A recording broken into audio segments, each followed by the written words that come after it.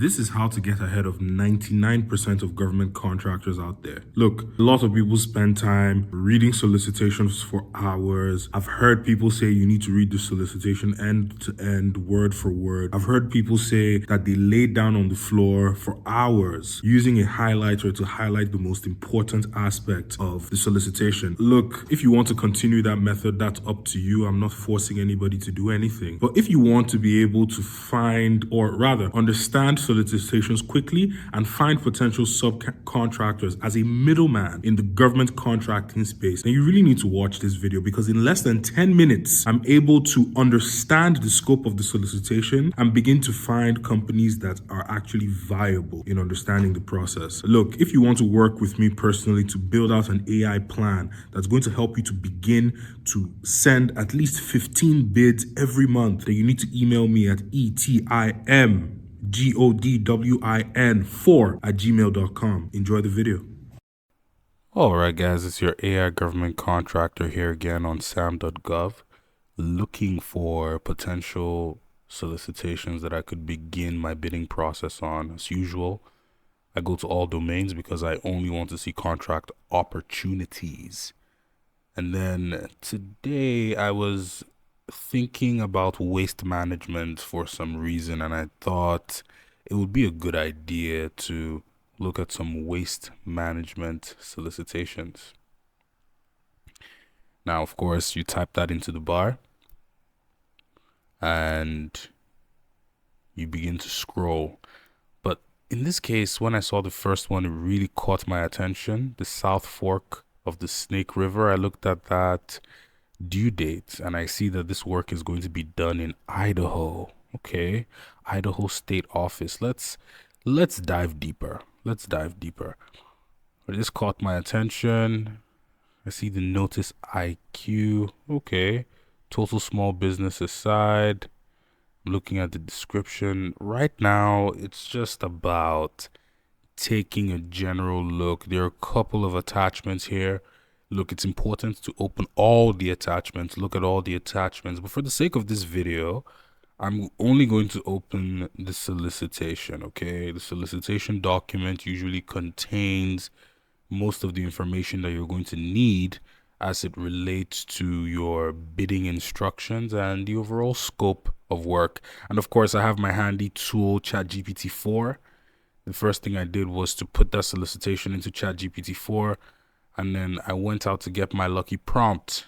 This is my super prompt. But guys, as you see, I didn't even open the solicitation, and I am not here advising that you shouldn't even open your solicitation, but I just want to show you that without opening the original solicitation, we can actually have an understanding of the solicitation using artificial intelligence. I throw in the super prompt in there, and it says, here are the summary of the key elements of this contract. Now, the main objective of the solicitation involves providing trash collection services to the management to manage the waste generation by visitors at various sites managed by the Bureau of Land Management, including the South Fork of the Snake River. Guys, they want to control the volume of waste by visitors in various locations. The technical and operational specifications include, the service provider must demonstrate the capability to meet the technical requirements of the performance work statement within the specified period. The provider must describe the staff capabilities and experience, the plan for staffing, for subcontracting. You see that for subcontracting, guys. A lot of people ask, is being a middleman, is subcontracting illegal? Well, here's your answer. It's saying you need to state your plan for subcontracting. So if they tell you that you need to state your plan for subcontracting, guess what you do?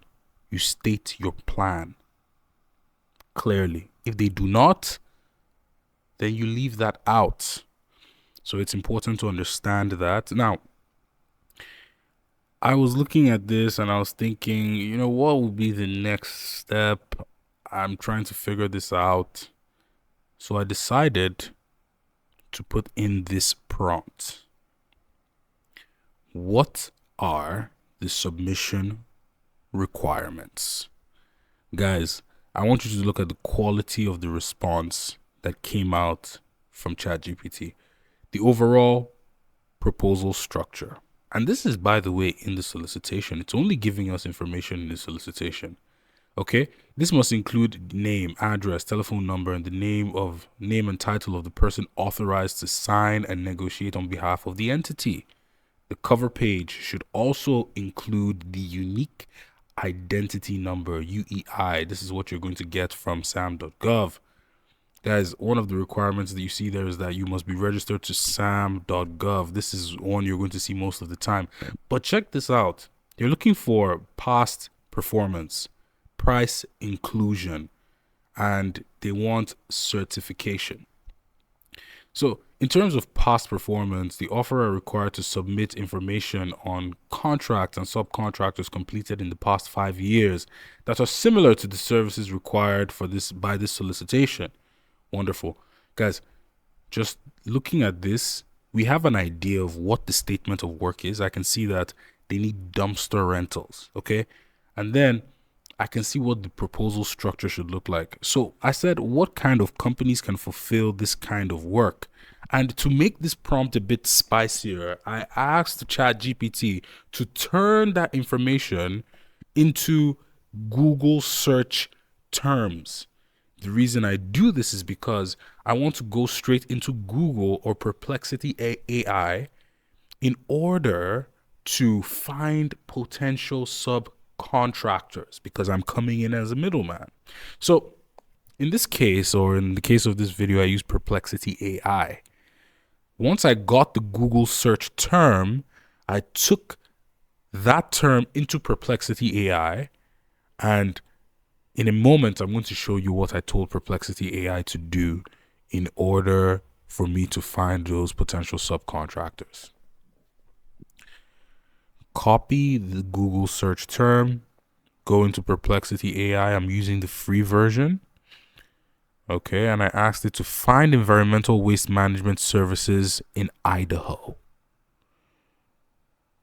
Make a list of those companies and check this out. Leave the link beside it. So keep the link. Guys, you always want to keep the link so you have easy access to the website. And the reason you want the website is because you want to be able to get contact information like phone numbers, like emails, or perhaps you might even want to use the quoting system on the website to begin to have an idea of what your price is going to be. Okay?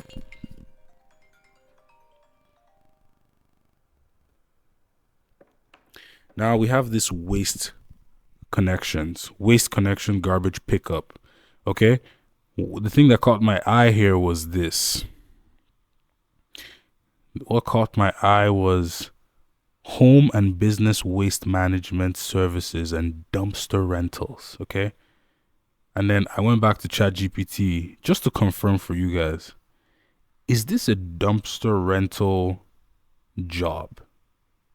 And ChatGPT gives the answer immediately. It says, yes, the solicitation document outlines a job that involves dumpster rental services, specifically for trash collection at various outdoor sites. Look, I don't need to go too deep into that.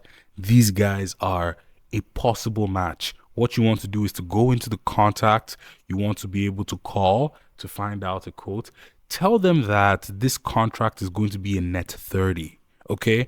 Negotiate a net 30. Find out if they're okay with a net 30. You don't want to go ahead and get a price and win the contract just for them to say, hey, we don't work with net 30, because this is how to make money in government contracting with $0. But do you see how you can get ahead of 99% of the people in this space who just sit down and read solicitations for hours? Already, we've looked at one potential subcontractor that we can call. Now we are going on to the next link. Here, we have another dumpster rental kind of company. Guys, this is not rocket science, okay? I want you to understand that to get ahead in government contracting is going to take some newer strategies from the onset. I know some of the people in this space teach using ChatGPT to write proposals, but I just want you to know that that's not the only thing, or that's not the only thing that ChatGPT can do. And ChatGPT is not the only AI that can help you in the world of government contracting. There are many more AI tools that are actually very easy to use if you apply yourself. Okay? So now I asked ChatGPT to explain to me the limits on the size of the business. This is important because you don't want to give a small business contract to a big business. So here, based on the NAICS code 562111, okay, the size standard of the business is eligible under the NAICS code is a maximum of 47 million in average annual receipts. 47 million in sales would be considered a small business for this particular solicitation. So it's important to have these information at the back of your mind while looking for potential subcontractors. So if you fall into a place where you are dealing with a large business, then you know whether you're qualified or not. You don't want to find this out at the tail end of your negotiation. You don't want to find this out at the tail end of winning your contracts because it pedals you back again. Okay? I hope this gives you some understanding. But guys, this is how to get ahead of 99% of government contractors.